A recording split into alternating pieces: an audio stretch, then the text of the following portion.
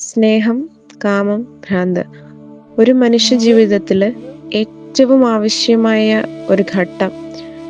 അവന്റെ ഘട്ടത്തിലൂടെ അവൻ ഓരോ നിമിഷവും കടന്നു പോകുമ്പോൾ അതിലേക്ക് കടന്നു വരുന്ന ആളുകള്, രീതികള്, പ്രവൃത്തികള്, ഇവയൊക്കെ എങ്ങനെ ഒരു മനുഷ്യനെ സ്വാധീനിക്കുന്നു എന്ന് മനസ്സിലാക്കാൻ ഏറെ സഹായിച്ചൊരു പുസ്തകം. അതിലൊക്കെ ഉപരി എവിടെയൊക്കെയോ എന്നെപ്പോലെയും ഞാൻ ആഗ്രഹിച്ചവരെ പോലെയും ഞാനായി തീരാൻ ശ്രമിച്ചവരെ പോലെയും ഒക്കെയുള്ള ഒരുപാട് പ്രതിച്ഛായകൾ കാണാൻ സാധിച്ചിട്ടുണ്ട്.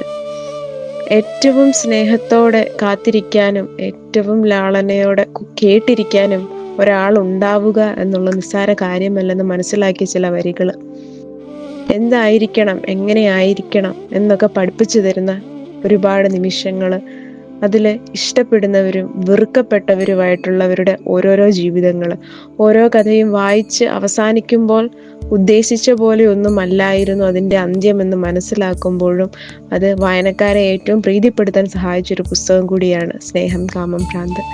പേര് കേൾക്കുമ്പോൾ തന്നെ 3 ഭാഗങ്ങളായിട്ട് ആ ഒരു ജീവിതത്തിൽ പ്രതിധ്വനിക്കുന്നു എന്നുള്ളതാണ് ഇതിനെ ഏറ്റവും വ്യത്യസ്തമാക്കുന്നത്.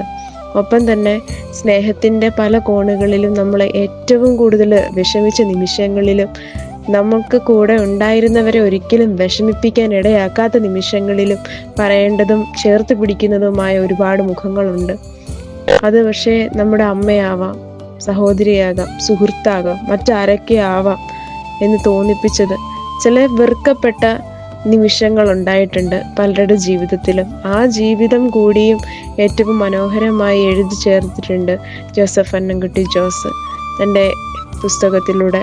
മനുഷ്യനെ ജീവിക്കാൻ പ്രേരിപ്പിക്കുന്നത് ഒരിക്കലും അവൻ്റെ സാഹചര്യങ്ങളല്ല, മറിച്ച് അവൻ കടന്നു വന്ന നിമിഷങ്ങളിലെ അവനെ സ്വാധീനിച്ച വ്യക്തികളാണ് എന്ന് ഓർമ്മിപ്പിക്കുന്ന ഒരു പുസ്തകം കൂടിയായിരുന്നു അത്.